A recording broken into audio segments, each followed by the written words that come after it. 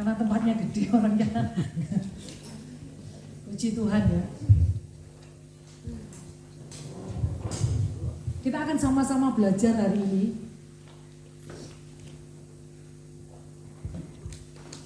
Tema kita hari ini apa? Mendengar suara Tuhan. Siapa yang pernah mendengar suara Tuhan? Semua dengar. Semuanya pernah dengar. Firman Allah ini suara Tuhan. Amin. Amin. Amin. Yang nggak pernah ngomong, yang nggak ngomong gini. Saya nggak pernah tuh Bu dengar suara Tuhan. Nggak pernah baca. Berarti nggak pernah baca Alkitab. Kita belajar sama-sama ya. Kalau jiwa kita sehat, maka tubuh kita dan keadaan kita semuanya akan sehat. Dimulai dengan jiwa, itu akan mengefek ke semua bagian tubuh kita, hidup kita. Apa yang kita dengar, kepada siapa kita mendengar, itu menentukan arah hidup kita, menentukan kesehatan jiwa kita. Apa yang kita dengar, itu menentukan arah hidup kita, menentukan kesehatan jiwa kita. Ada orang-orang yang sukanya dengar berita yang menakutkan. Waduh, tiap hari sukanya itu berita-berita yang mengerikan. Akhirnya kenapa? Ya cemas, ya takut, ya gelisah. Kedengarannya kadang berita itu benar, satu kebenaran, fakta, realita. Tapi karena asalnya dari sumber yang salah, berita itu bisa mempengaruhi jiwa kita. Jadi kita belajar untuk apa? Supaya tidak gentar, tidak takut, ngapain? Cari berita yang baik. Saudaraku, yang jadi pertanyaan, kapan kita ini mulai mengenal ketakutan? Kapan? Mulai bayi. Kapan? Mulai lahir ya. Mulai lahir kita ini sudah mengenal ketakutan. Siapa? Kenapa kita bisa takut? Ya, kita lihat ya. Gak usah kita baca. Ada kisah di Kejadian. Kejadian 3 mulai ayat 9. Saya aja yang bacakan ya. Mungkin Bapak Ibu, Saudara gak seberapa kelihatan ya. Kejadian 3 mulai ayat 9. Tetapi Tuhan Allah memanggil manusia itu dan berfirman kepadanya, "Di manakah engkau?" Kalau kita didatangi Tuhan, diajak jalan-jalan, kira-kira seneng apa enggak? Senang. Ada enggak yang diajak Tuhan jalan-jalan terus ngomong gini, "Enggak Tuhan, aku takut kok sama kamu." Kalau papa kita, kesayangan kita, kalau papa kita galak lain ya, kalau papa kita penuh dengan kasih, terus datang sama kita, "Ayo nak jalan-jalan." Senang enggak? Senang. Tapi yang terjadi hari itu apa? Yang terjadi, Adam menjawab. Ayat ke-10. "Ketika aku mendengar bahwa engkau ada di dalam taman ini, aku menjadi takut karena aku telanjang. Sebab itu aku bersembunyi." Kenapa Adam bersembunyi? Telanjang. Karena sudah berdosa. Hilang ke Ketika manusia mulai apa? Bergaul dengan lawan, dengan iblis, dalam bentuk ular, mereka jatuh ke dalam dosa, dan maka mereka mulai mengenal ketakutan, mulai bersekutu dengan suara yang salah. Karena iblis ngapain? Suaranya salah. Iblis ngomong apa? Enggak apa-apa, kamu makan itu. Kamu gak akan mati kok. Sumber yang didengar, sumber yang salah. Akhirnya apa?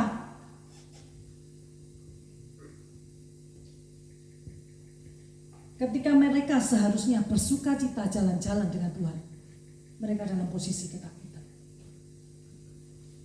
Ketika dosa itu masuk dalam hidup kita, hubungan kita dengan Tuhan mulai terganggu.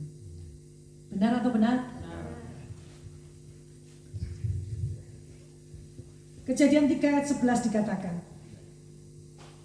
pertanyaan Tuhan kepada Adam, firman-Nya, siapakah yang memberitahukan kepadamu bahwa engkau telanjang?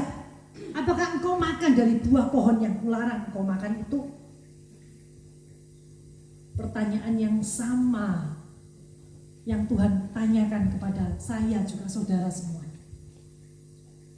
Kamu mendengar berita tentang hidupmu dari siapa? Saya ulangi ya. Tuhan di Kejadian 3 ayat 11 bertanya kepada Adam, siapa yang memberitahu kamu?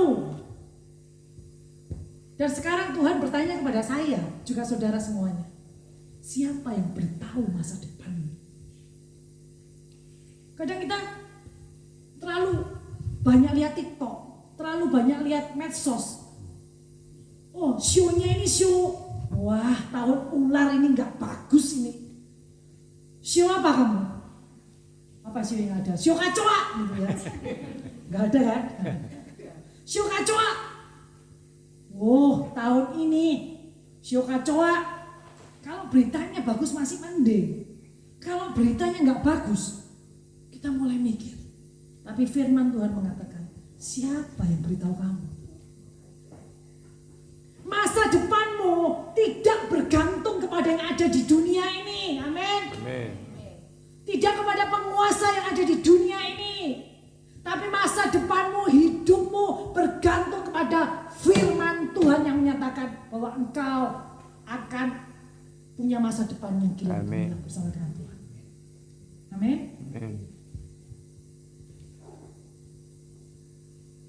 Pada waktu manusia jatuh dalam dosa, manusia yang makan buah dari pengetahuan baik dan jahat, tahu yang baik dan tahu yang jahat,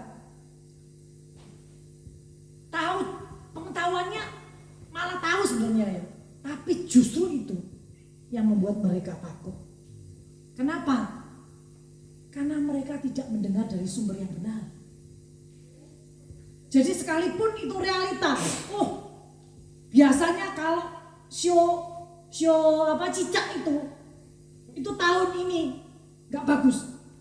Itu kan katanya. Saya nggak percaya itu kok. Saya percaya sumber yang benar. Firman Tuhan. Katakan amin. Amin. Kita semua pertanyaannya hari ini, siapa yang memberitahu kepadamu tentang masa depanmu? Siapa yang memberitahumu tentang apa yang akan terjadi dalam hidupmu? Siapa yang pegang otoritas dalam hidupmu? Saudara jawab sendiri dalam hati. Bukan anakmu, bukan pasanganmu, bukan orang-orang yang siap menjadi donaturmu. Yang memberitahu tentang apa yang akan terjadi dalam hidupmu adalah firman Tuhan, Kristus sendiri. Amin.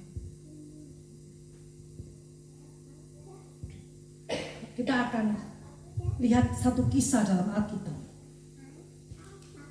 Di Lukas 9 ayat 9. Ini ketika murid-murid mendengar bagaimana ceritanya siapa Yesus itu. Yuk, yang bawa Alkitab boleh buka, yang gak bawa boleh lihat di LCD ya. Lukas 9 mulai ayat 9.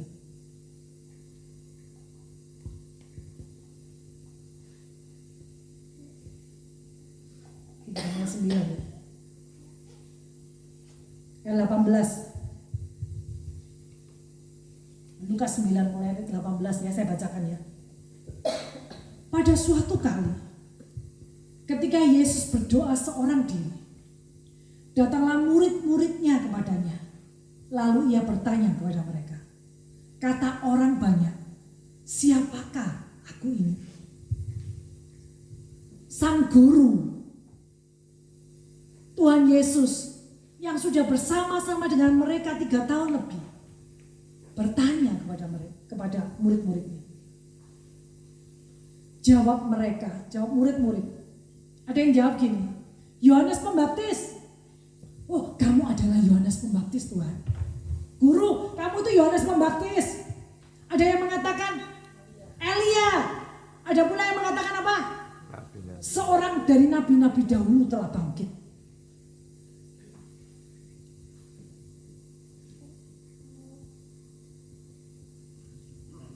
Saudaraku, bahkan kitab Matius dan Markus juga berbicara tentang peristiwa yang sama.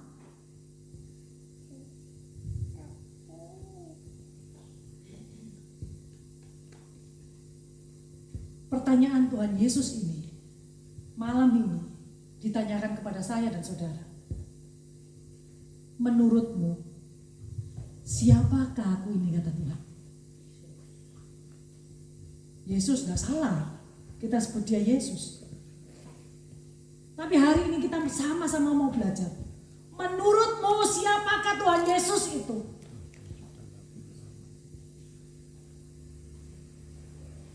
Kita sering mendengar tentang Tuhan Yesus pertama-tama dari cerita orang banyak. Oh, Tuhan Yesus itu Allah yang menyembuhkan, Tuhan yang memberkati, Tuhan yang maha kuasa, Tuhan yang maha adil. Banyak sekali. Dan jawaban-jawaban itu mempengaruhi kita. Karena murid-murid mendengar dari banyak orang, dari banyak sumber. Mungkin ketika di jalan-jalan waktu itu, zaman itu, murid-murid dengar, oh dia itu Elia, oh dia itu Yohanes Pembaptis, oh dia itu nabi-nabi yang bangkit. Mungkin seperti itu. Jadi mereka datang kepada Yesus dan ngomong, kamu itu seperti ini loh guru, kamu seperti ini, kami seperti itu. Injil Matius bahkan ada seorang murid yang mengatakan, ada orang yang mengatakan engkau Yeremia. Banyak orang, banyak yang punya pendapat masing-masing. Tuhan Yesus memulai pertanyaan kepada murid-muridnya ini. Menurut kamu, siapakah aku? Kita merenungkan sama-sama ya. Menurut kita siapa Tuhan Yesus itu?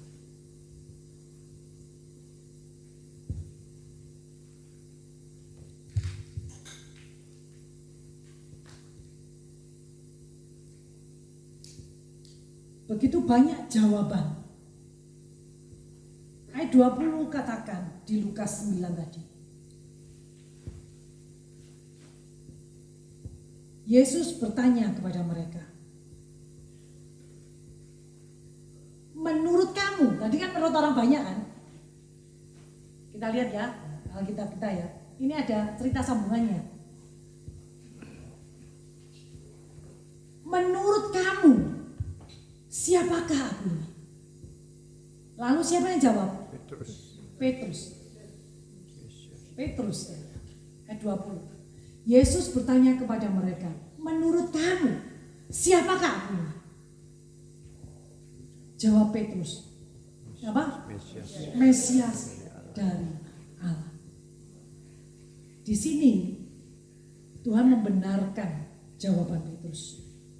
Saudaraku, Petrus mengerti jawaban yang benar.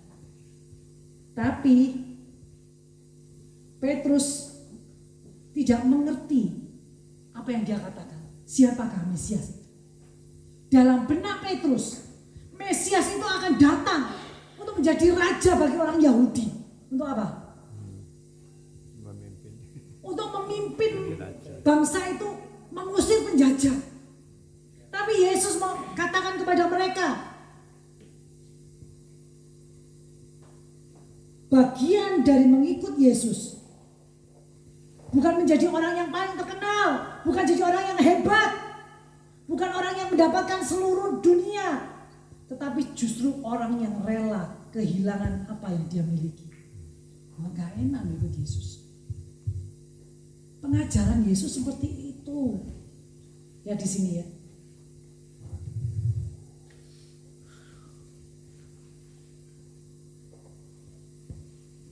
Kenapa Yesus jelaskan ayat ke-22? Dan Yesus berkata, anak manusia harus menanggung banyak penderitaan dan ditolak oleh tua-tua, imam-imam kepala, dan ahli-ahli Taurat, lalu dibunuh dan dibangkitkan pada hari ketiga. Katanya kepada mereka semua, setiap orang yang mau mengikut aku, ia harus menyangkal dirinya, memikul salibnya setiap hari dan mengikut aku. Karena siapa mau menyelamatkan nyawanya, ia akan kehilangan nyawanya. Maksudnya nyawanya ini kehidupannya ya saudaraku. Tetapi barang siapa kehilangan nyawanya karena aku, ia akan menyelamatkannya. Maksudnya bukan nyawa yang di dunia ini, tapi kehidupan. Apa gunanya seorang memperoleh dunia, tetapi ia membinasakan atau merugikan dirinya sendiri? Sebab barang siapa malu karena aku dan karena perkataanku, anak manusia juga akan malu karena orang itu. Apabila ia datang kelak dalam kemuliaannya dan dalam kemuliaan Bapa dan malaikat-malaikat kudus. Aku berkata kepadamu, sesungguhnya di antara orang yang hadir di sini ada yang tidak mati sebelum mereka melihat kerajaan Allah. Ini bukan bicara tentang hal jasmani. Nyawa juga bukannya jasmani, tapi kehidupan. Saudaraku, Tuhan Yesus mulai menerangkan tentang Mesias yang harus menderita, ditolak, dibunuh, dan kemudian bangkit di hari yang ketiga. Kemudian juga Tuhan Yesus mulai berbicara kepada mereka bagaimana mereka harus mengikut Mesias. Gak semua orang mau, saudaraku, memilih mengikut Yesus, menyangkal diri, memikul salib, dan mengikut dia. Tuhan Yesus juga berbicara tentang mendapatkan seluruh dunia tidak ada gunanya kalau orang kehilangan hidupnya. Saudaraku, Petrus tadi berkata, engkau adalah Mesias. Tapi Petrus pikirannya apa? Dia akan jadi raja. Setelah kejadian ini, saudaraku, kita akan lanjutkan ya kejadian ini. Kira-kira, ya jadi kalau baca Alkitab ini beruntun. Makanya saudara dianjurkan baca Alkitab. Kenapa? Karena nggak comot sini, terus nggak tahu. Kalau baca Alkitab harus beruntun. Suara Tuhan itu beruntun. Kira-kira 8 hari sesudah segala pengajaran itu, sesudah Petrus menjawab engkau adalah Mesias, Yesus mengajak siapa? Petrus, Yohanes dan Yakobus lalu naik ke atas gunung untuk berdoa. Ketika Yesus berdoa, murid-muridnya tertidur. Momen gue. Tapi kadang kita seperti itu. Kadang kita berdoa, Tuhan kita capek sudah. Waktunya Tuhan berkata-kata sama kita tertidur. Tapi Tuhan selalu ampuni. Nah itulah Tuhan. Kalau saya yang jadi Tuhan, gak saya ampuni. Makanya saya gak jadi Tuhan ya saudara. Kira-kira 8 hari sesudah pengajaran itu, aneh Yesus. Dia ajak 3 muridnya tadi, juga Petrus yang jawab Mesias tadi, naik ke gunung. Gunungnya gak disebutkan namanya. Ketika Tuhan Yesus sedang berdoa, rupa wajahnya berubah dan pakaiannya menjadi putih berkilau-kilauan. Dan tampaklah 2 orang berbicara dengan dia, yaitu Musa dan Elia. Keduanya menampakkan diri dalam kemuliaan dan berbicara tentang tujuan kepergiannya yang akan digenapinya di Yerusalem. Jadi Tuhan Yesus dengan Musa dan Elia ngomongin apa? Halo? Loh, ngomong apa? Ayat 31. Tuhan ngomong apa? Yesus ngomong apa? Selama ini baca Alkitab mesti gak perhatian detail ya. Ayo, Tuhan ngomongin apa? Ya ketujuan tentang tujuan kepergiannya yang akan digenapinya di Yerusalem.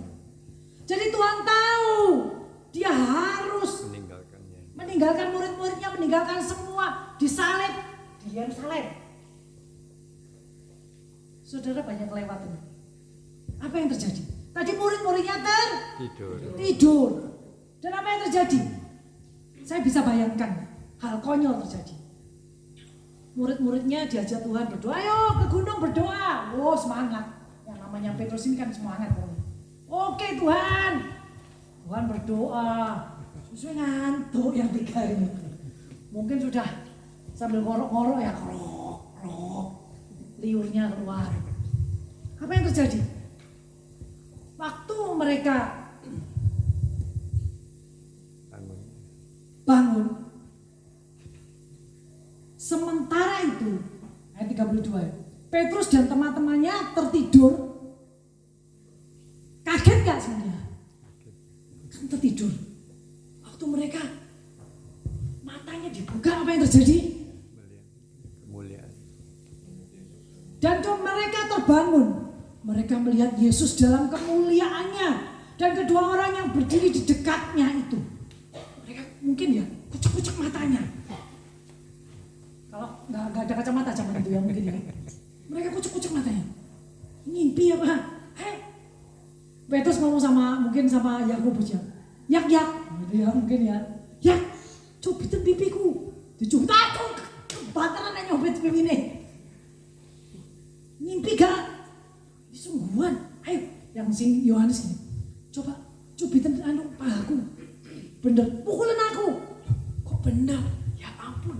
Loh. Itu yang mereka bayangkan semuanya ya. Kita dalam peristiwa itu ya. Apa yang terjadi? Mereka terheran-heran, kaget, setengah mati.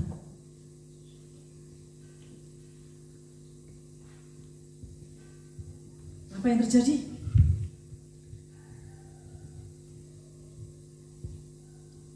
Ayat 33.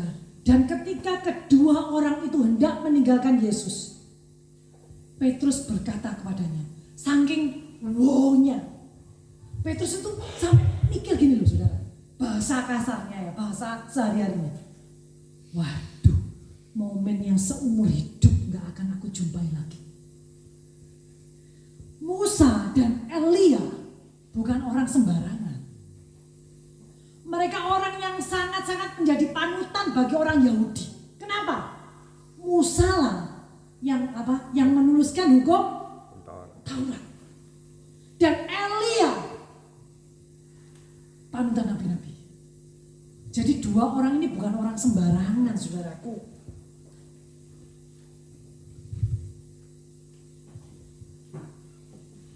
Musa mewakili hukum karena Musa yang menurunkan hukum Taurat. Elia mewakili nabi-nabi yang ada.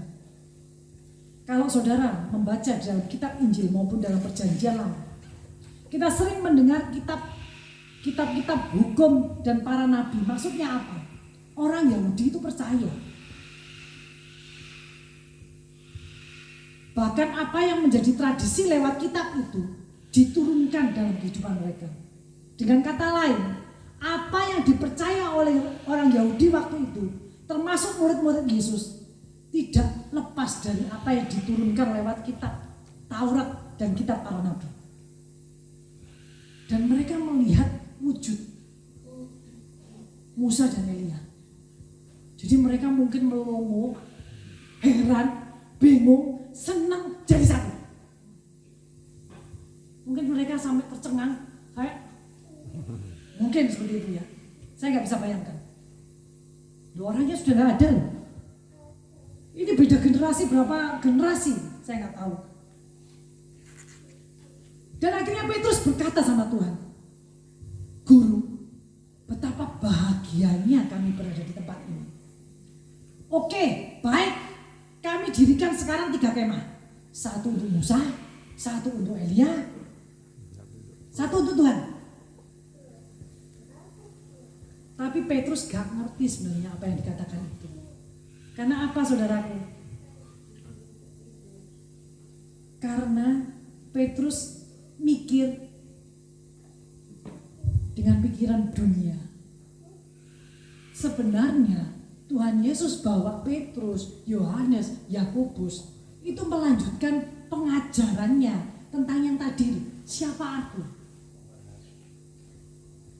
Menurut orang banyak, yang pertama tadi, menurut orang banyak, siapa aku? Jawabannya, oh orang banyak itu ngomong, kamu Yohanes Pembaptis, kamu Yeremia, apalagi, kamu Nabi itu, kamu Elia, kamu. Loh, menurut kamu, aku ini siapa? Mesias yang mana? Gak tahu. Dan Yesus menjelaskan, aku Mesias yang datang untuk menebus dosa seluruh umat manusia. Kelanjutannya 8 hari lagi, si 3 murid ini diajak naik gunung. Dan apa yang terjadi? Kemudian sementara ia berkata-kata, datanglah awan menaungi mereka. Dan ketika mereka masuk ke dalam awan itu, takutlah mereka. Maka terdengarlah suara dari awan itu yang berkata, demikian. Perhatikan baik-baik ya. Inilah apa? Inilah anakku yang kupilih. Dengarkanlah dia. Jadi tadi Tuhan pengajaran yang pertama tanya, menurut orang banyak siapa aku? Setelah kamu dengar orang banyak siapa aku? Yang kedua Tuhan tanya siapa? Menurut kamu siapa? Yang ketiga Tuhan beritahu, aku ini siapa? Kata-kata dari surga keluar. Inilah anak yang kupilih. Loh. Suara ini. Ya di sini ya. Kita perhatikan baik-baik ya. Kita cermati hari ini firman ini.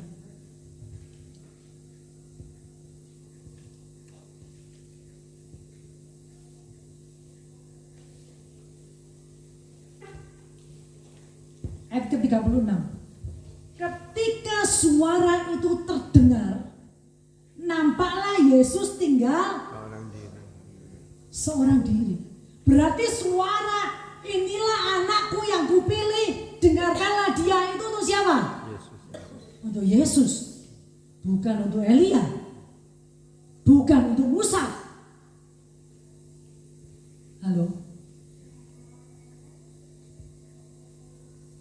Di situ mata murid-murid dicelikan. Yesus lebih besar dari siapapun. Katakan amin. Karena orang Yahudi sangat menghormati yang namanya Musa dan Elia ini. Tapi surga ini menunjukkan kepada mereka bahwa Yesus lebih besar dari semuanya. Saudaraku yang terkasih, suara ini, suara dari surga yang diperuntukkan untuk ketiga orang murid Yesus. Tuhan Yesus mengajak ketiga muridnya untuk mendapatkan pewahyuan tentang siapa dia, siapa Yesus, dengan menunjukkan bahwa Musa dan Elia datang kepada Yesus. Ngerti ya? Yang pertama tadi Yesus tanya, menurut orang banyak siapa aku? Yang kedua Yesus tanya, kalau menurut kamu siapa aku? Yang ketiga, surga memberikan jawaban, ini anakku, ini orang yang kupilih.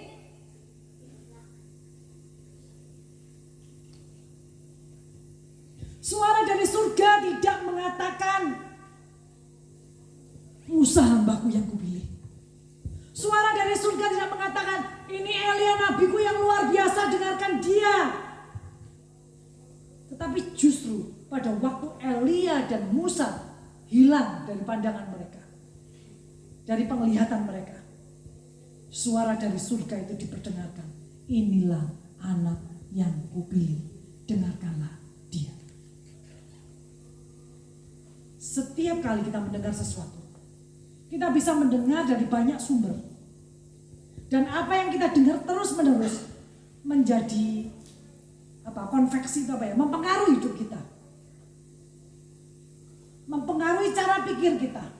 Mempengaruhi masa depan kita, kesehatan jiwa kita, kesehatan mental kita. Siapa yang engkau dengarkan mempengaruhi hidup.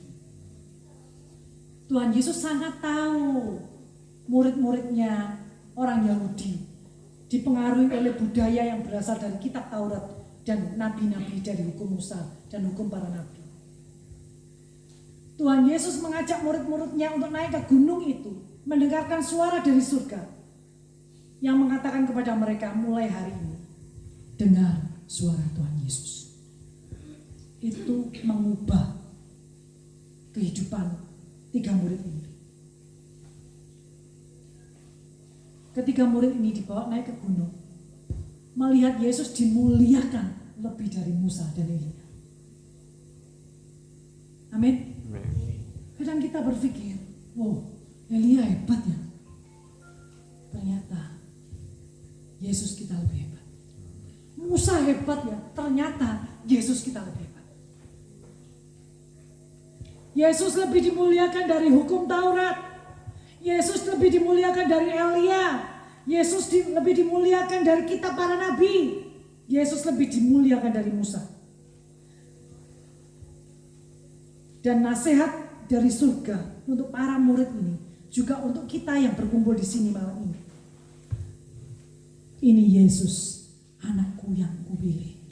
Dengarkanlah dia. Amin. Amin. Kadang kita nggak mau dengarkan dia, kita karpe diem. Tapi malam ini kita belajar. Aku mau dengar suaramu, Tuhan. Kamu bisa bicara dengan lewat apa aja. Kadang kita ngotot, Tuhan, kalau engkau gak berbicara langsung di telingaku, aku gak percaya. Tuhan bisa pakai apa saja untuk membuat saudara percaya. Amin. Karena dia Tuhan. Saudaraku, tadi kita belajar yang pertama, Tuhan bertanya kepada orang banyak. Menurut orang banyak kan apa? Kita ini banyak dipengaruhi oleh sumber di sekitar kita, saudara. Orang ngomong gini, oh iya bener sih, itu bener. Wes lah, kalau sudah umur 70 itu mulai protol kabeh lah Wes gak sehat, wes gak usah capek-capek lah. Wes males-malesan aja di rumah. Bener gak apa bener? Bener sebenarnya. Bener sebenarnya. Tapi firman Tuhan katakan apa? Kaleb bisa kuat. Kamu juga bisa kuat. Amin. Wah, usah pelayanan, wis tua aja loh. Ganti yang muda-muda. Siapa bilang? Tuhan bisa pakai siapa saja. Dengarkan dia. Dengarkan Tuhan Yesus. Dengarkan firman-Nya.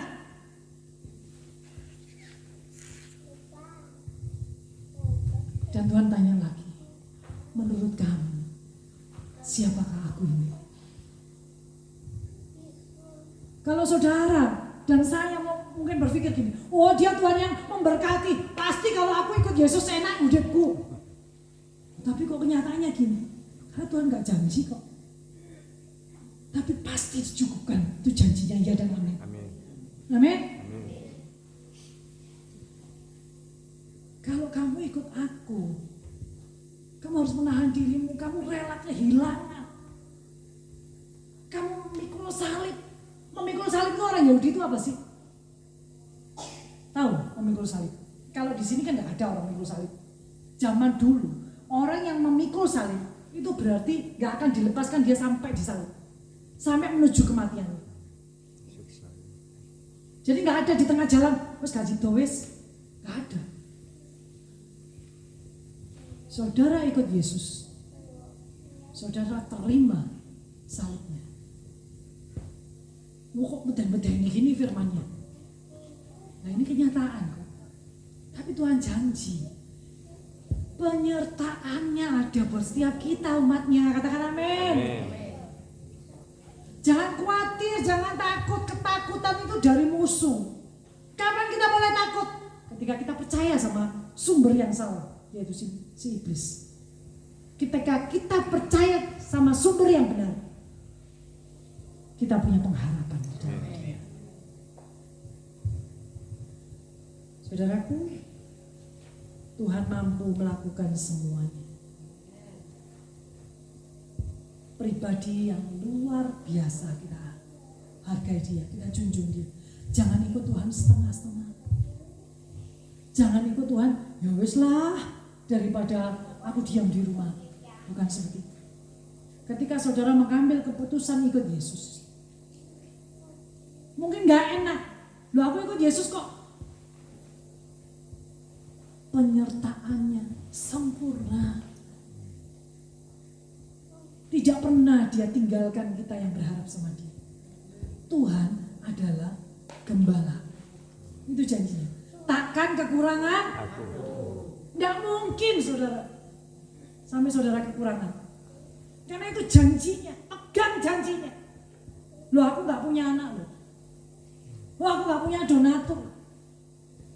Engkau punya Tuhan. Tuhan yang berjanji dan menepati janjinya. Amin. Ini semuanya bagi diri. Ayat terakhir ya. Roma 7 ayat 17.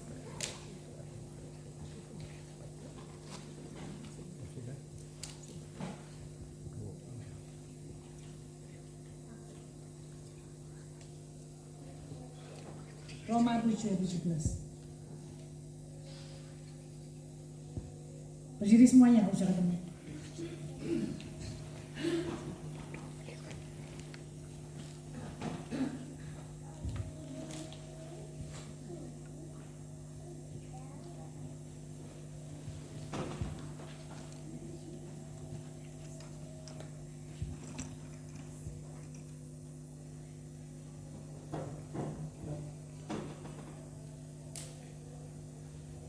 Salah ya. Yang jadi iman timbul dari pendengaran dan pendengaran itu oleh firman Kristus. Mana ya? Catatan saya salah.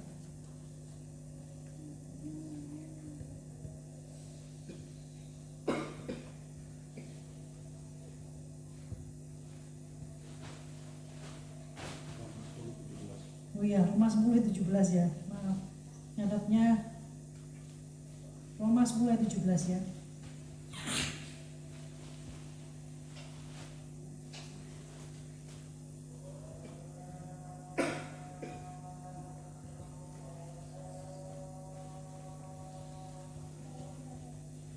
Yuk kita baca sama-sama ya. 2, 3. Jadi iman timbul dari pendengaran dan pendengaran oleh firman Kristus. Diulangi lagi ya, sama-sama ya. 2, 3.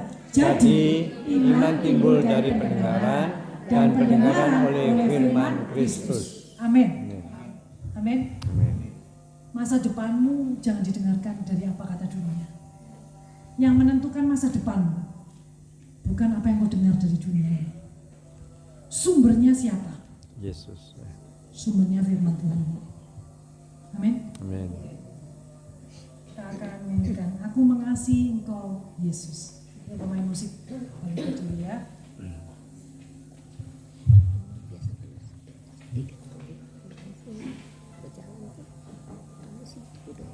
Nanti